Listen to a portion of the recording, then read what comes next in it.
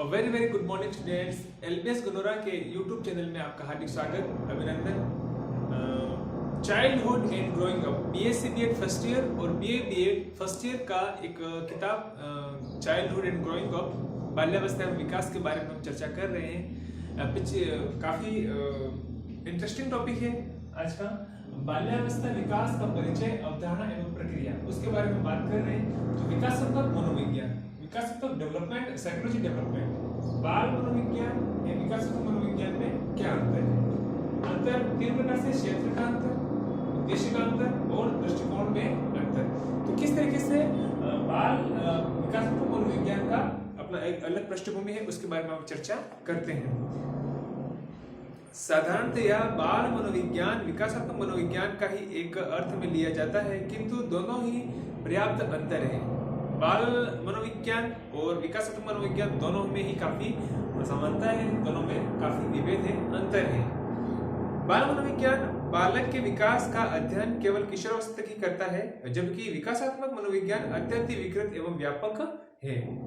यह प्राणी के विकास का अध्ययन जन्म पूर्व से लेकर जीवन पर्यंत करता है। विकास एक क्रमिक प्रक्रिया है जो जीवन पर्यंत किसी न किसी रूप में चलती रहती है।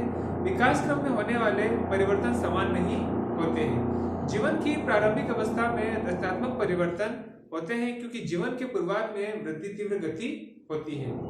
जीवन के उत्तरार्ध में विनाशात्मक परिवर्तन होता है।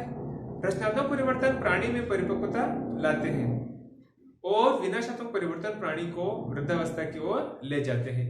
अब जीवन के उत्तरार्ध में विनाशात्मक परिवर्तन होते हैं। बाल मनोविज्ञान केवल बाल्यकाल में होने वाले रचनात्मक परिवर्तनों का ही अध्ययन करता है, जबकि विकासात्मक मनोविज्ञान एक व्यापक प्रत्यय है जो प्राणी के विकास की विभिन्न शारीरिक और मानसिक दशाओं परिवर्तनों का अध्ययन गर्भाधान से लेकर वृद्धावस्था तक करता है। तो यह हो गया विकासात्मक मनोविज्ञान। अब बाल मनोविज्ञान और विकासात्मक मनोविज्ञान में अंतर कैसे है वो हम बात करते हैं। पहला है क्षेत्र का अंतर, एरिया डिफरेंस।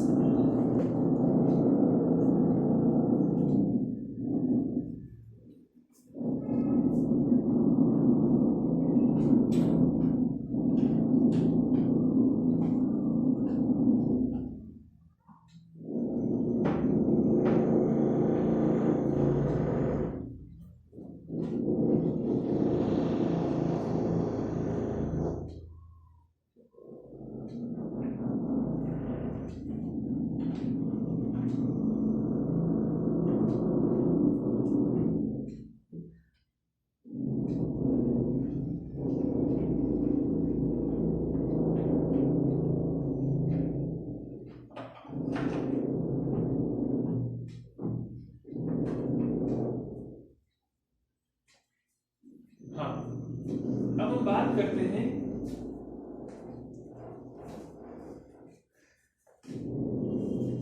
बाल मनोविज्ञान और विकासात्मक मनोविज्ञान में अंतर की। तो क्षेत्र में अंतर जो है वो विकासात्मक मनोविज्ञान का क्षेत्र अत्यंत व्यापक एवं विस्तृत है। यह बाल मनोविज्ञान का विस्तार है, क्योंकि यह प्राणी के विकास का अध्ययन जन्म पूर्व से लेकर वृद्धावस्था तक रहता है। यह संपूर्ण जीव के विकास से संबंधित है। इसके विपरीत बाल मनोविज्ञान का क्षेत्र केवल किशोरावस्था तक ही सीमित है। विकासात्मक मनोविज्ञान के क्षेत्र की व्यापकता इस बात से भी ज्ञात होती है कि विकासात्मक मनोविज्ञान प्राणी के विकास क्रम में होने वाले रचनात्मक तथा विनाशात्मक दोनों प्रकार के परिवर्तनों का अध्ययन करता है, जबकि बाल मनोविज्ञान केवल बालकों की रचनात्मक परिवर्तनों का ही अध्ययन करता है। अब हम बात करते हैं नंबर 2, उद्देश्य में परिवर्तन। उद्देश्य में परिवर्तन कैसे? Different on purpose. बाल मनोविज्ञान का मुख्य उद्देश्य बालक के मन और व्यवहार को समझना है। इस प्रकार के अध्ययन में शैक्षिक निर्देशन में सहायता मिलती है। इसके विपरीत विकासात्मक मनोविज्ञान का उद्देश्य बालक के भूत और भविष्य को उनकी वर्तमान से जोड़ना है। इस कारण विकासात्मक मनोविज्ञान विकास की सभी अवस्थाओं का अध्ययन करता है। इसका प्रमुख उद्देश्य प्राणी की क्षमताओं के विकास की दिशा में गति निर्धारित करता है।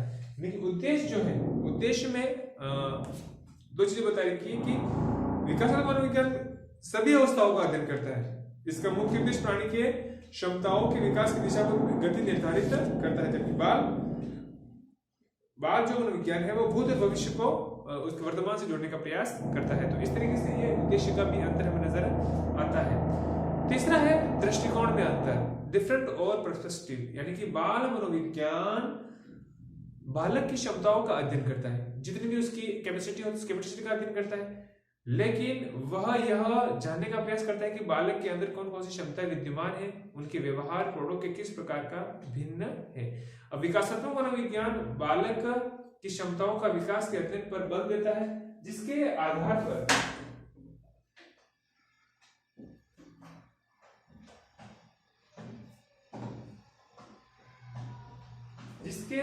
पर आज के बालक के कल को लिए प्रौढ़ता प्राप्त हो सके। इस प्रकार उपयुक्त विवरण से बाल मनोविज्ञान और विकासात्मक मनोविज्ञान में पर्याप्त अंतर दिखाई देता है। अब हम बात करते हैं, यह तो हो गया एक दृष्टिकोण। अब हम बात करते हैं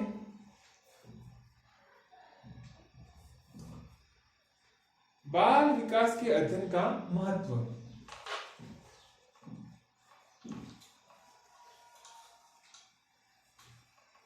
बाल विकास के अध्ययन का महत्व, बाल विकास के अध्ययन का महत्व। वर्तमान समय में बाल विकास की अन्य सामाजिक विज्ञानों की तरह एक स्वतंत्र विज्ञान है। इसका अध्ययन संपूर्ण मानव विकास की इकाई माना जाता है। इसलिए क्रो एंड क्रोन ने कहा है, व्यक्ति तथा समाज के कल्याण के क्षेत्र में रुचि रखने वाले मनोवैज्ञानिक, शिक्षक, अभिभावक, सामाजिक कार्यकर्ता बालक के अध्ययन को महत्व देने लगे हैं। अब बालक के प्रथम 6 वर्ष महत्वपूर्ण होते हैं। आदि लोकोक्तियों ने बाल विकास के अध्ययन में महत्व को बढ़ाया ही है। इस प्रकार बाल विकास का अध्ययन सभी के लिए उपयोगी है। बालक किसी भी समाज व राष्ट्र की आधारशिला है। उनका स्वस्थ विकास समाज व राष्ट्र की प्रगति में योगदान देता है। माता पिता की भी बाल अध्ययन के द्वारा अपने बच्चे को समाज में अच्छे नागरिक के रूप में विकसित कर सकते हैं। उसकी प्रतिभाओं को जानकर उनकी शिक्षा को उचित व्यवस्था कर सकते हैं। अब बाल विकास का अध्ययन माता पिता तथा अन्य लोगों के लिए निम्न रूपों में लाभकारी होते हैं। वो कौन कौन से रूप हैं उसके बारे में हम एक एक करके समझते जाते हैं। विकासात्मक क्रियाओं का ज्ञान प्राप्त होना, नंबर 1 है विकासात्मक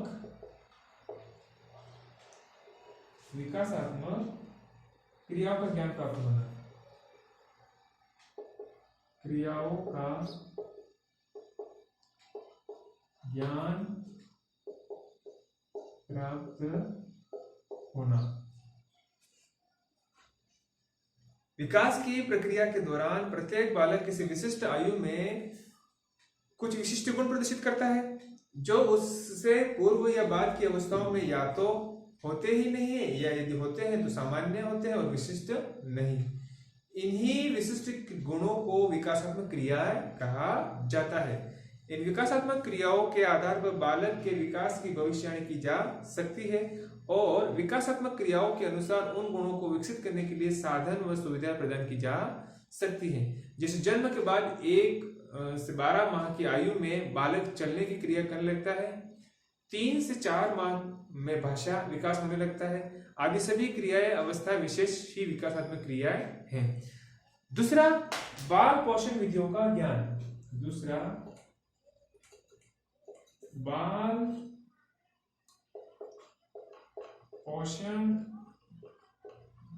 विधियों का ज्ञान।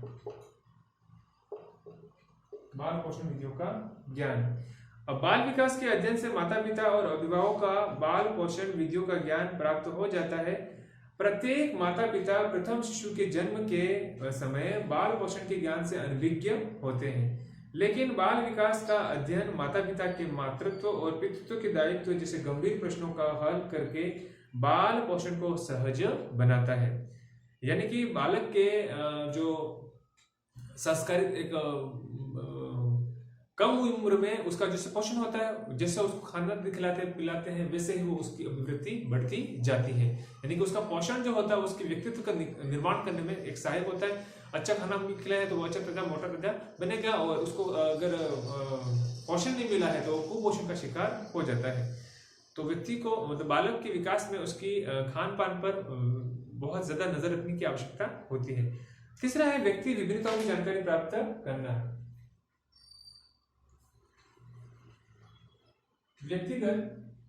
तीसरा व्यक्तिगत विभिन्नताओं की जानकारी प्राप्त होना। व्यक्तिगत विभिन्नताओं की जानकारी प्राप्त होना। अब नॉलेज ऑफ इंडिविजुअल डिफरेंट। यद्यपि विकास का एक निश्चित प्रतिमान होता है और प्रत्येक विकासावस्था की कुछ प्रमुख विशेषता होती है, फिर भी जन्म के बाद दो बालकों के विकास में समानता नहीं पाई जाती। जैसे एक बालक कुशाग्र बुद्धि होता है जबकि दूसरा सामान्य बुद्धि।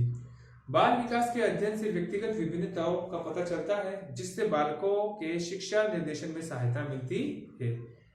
यानी कि विकास का एक निश्चित प्रतिमान होता है, एक फिक्स रेशो होता है उसका कि इस तरीके से इसका डेवलपमेंट होता है।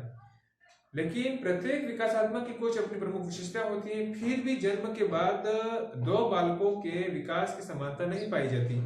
जैसे एक बालक में कुशाग्र बुद्धि होता है तो दूसरा सामान्य बुद्धि का।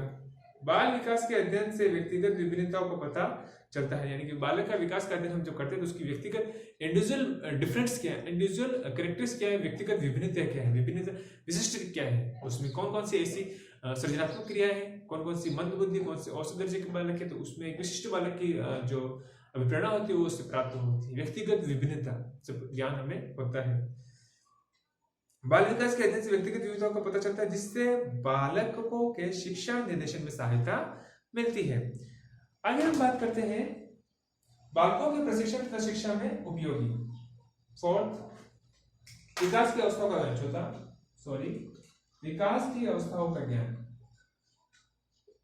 विकास की अवस्थाओं का ज्ञान। विकास की अवस्थाओं का ज्ञान।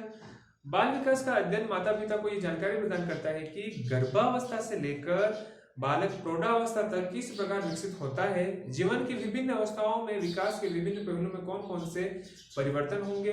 विकास की अवस्था की जानकारी प्राप्त कर माता पिता बालकों के समुचित विकास में अपना योगदान दे सकते हैं। विकास की अवस्थाओं का ज्ञान। जैसे जैसे बालक आगे बढ़ता है तो उसको कौन कौन सी अवस्थाएं हैं, उसके खान पान, उसके रहन सहन, उसके बोलचाल, उसके पहनावे में सभी परिवर्तन होता रहता है। तो विकास की अवस्था का ज्ञान जब बाल विकास का अध्ययन करते हैं हम तो उसमें विकास की अवस्था का ज्ञान हमें होता है। पांचवा है बालक के प्रशिक्षण और शिक्षा में उपयोगी।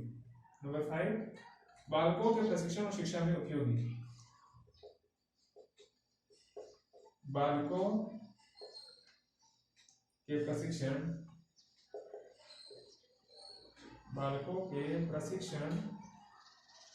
और शिक्षा में उपयोगी। और शिक्षा में उपयोगी। बाल विकास के अध्ययन से यह जानकारी मिलती है कि किस अवस्था में बालक कितनी मानसिक योग्यता रखता है। बच्चे की मानसिक योग्यता और बुद्धि के अनुसार ही उसके प्रशिक्षण और शिक्षा की व्यवस्था की जाती है तथा विभिन्न कक्षाओं में उसकी योग्यता अनुसार ही पाठ्यक्रम तैयार किया जाता है।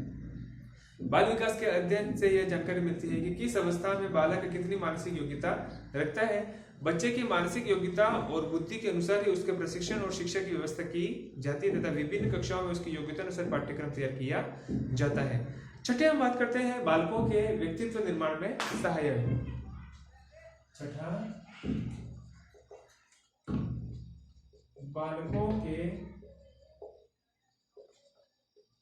व्यक्तित्व निर्माण में सहायक। बाल विकास का अध्ययन बाल विकास के विभिन्न पहलुओं की जानकारी प्रदान करता है, जिससे माता पिता, अभिभावकों और शिक्षकों की यह जानकारी प्राप्त होती है। बालक की व्यक्तित्व निर्माण में कौन से तत्व सहायक हैं और कौन से बाधक, कौन से तत्व व्यक्तित्व विकास के लिए परम आवश्यक हैं, उसके लिए उसका अध्ययन आवश्यक होता है, और कौन से बाधक हैं, व्यक्तित्व विकास में कौन से सहायक है और कौन से बाधक है, उसकी जानकारी प्राप्त होती है। आदि बातें बाल विकास के अध्ययन से ही ज्ञात होती है। मैंने बताया था आदि बातें जो होती है वो बाल विकास के अध्ययन से ही प्राप्त होती है, जिन्हें जानकर बालकों की व्यक्तित्व विकास में सहायता प्राप्त होती है। सातवां बात करते हैं बालकों के व्यवहार को नियंत्रित करने में सहायक। बालकों के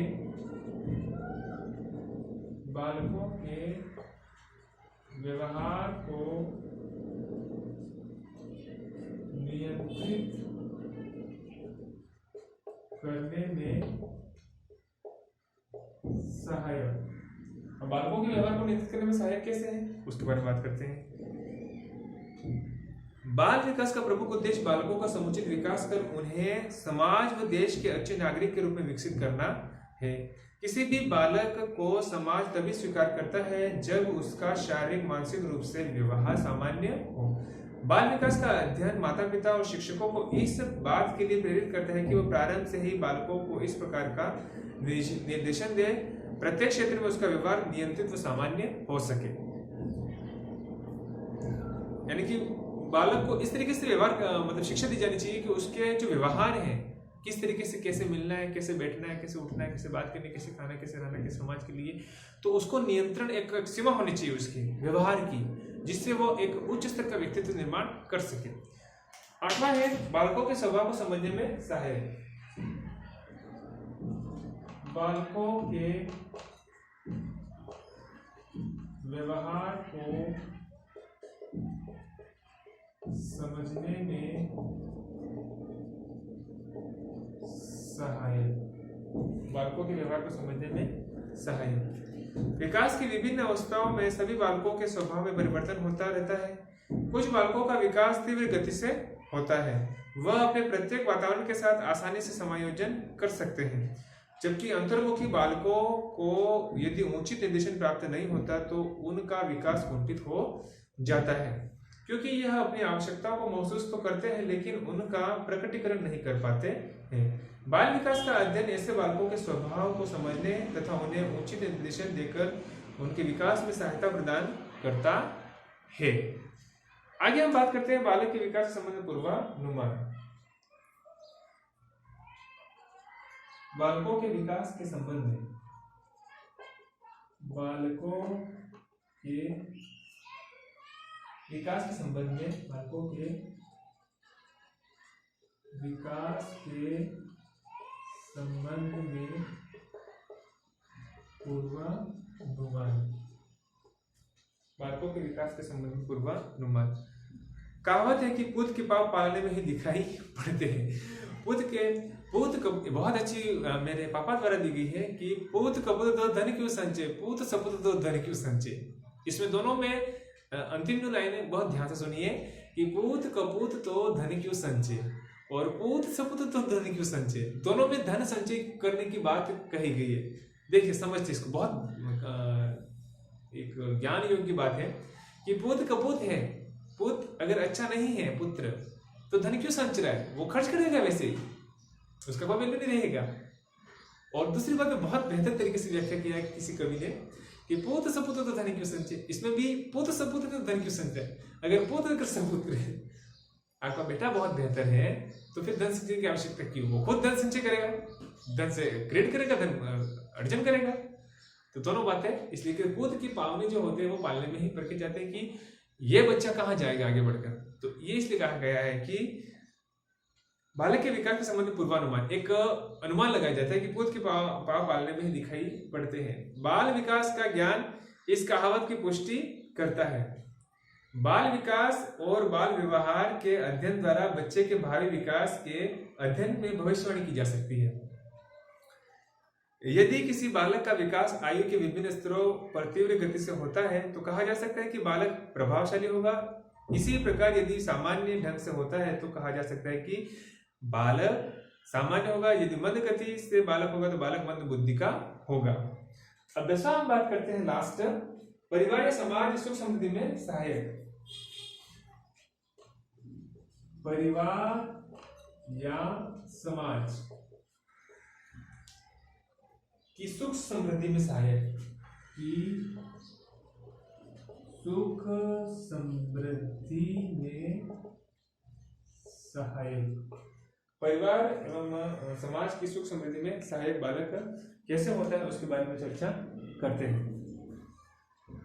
बाल विकास के अध्ययन केवल बालकों का सर्वांगीण विकास नहीं करता, अपितु बालकों के उचित विकास द्वारा परिवार समाज की शांति तथा सुख समृद्धि में सहायता प्रदान करता है, क्योंकि आज का बालक ही भविष्य का पिता, राष्ट्र का निर्माता होता है और बालक के मन एक कच्ची मिट्टी के घड़े के समान है। अतः यह कहा जा सकता है कि अध्यापक और अभिभावक बच्चों की सफलता के लिए उन्हें विकास के बारे में पता होना चाहिए, जिससे ये ज्ञात हो सके कि बालक कैसे विकसित हो रहा है।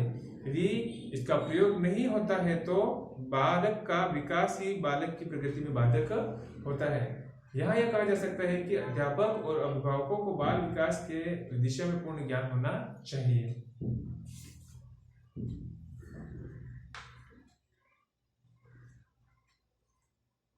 ये चीजें हैं। तो आज हमने पढ़ा बाल विकास के अध्ययन का महत्व और बाल विकास में किस तरीके से शिक्षा विकासात्मक मनोविज्ञान पढ़ा, बाल विकास के विकासात्मक मनोविज्ञान में अंतर और बाल विकास के अध्ययन का महत्व किस तरीके से होता है उसके बारे में चर्चा की। विद्यार्थियों, LBS गोंदरा का YouTube चैनल देखा, लाइक किया, सब्सक्राइब किया, इसके लिए आपको हृदय की गहराई से बहुत बहुत धन्यवाद। आपका दिन शुभ रहे।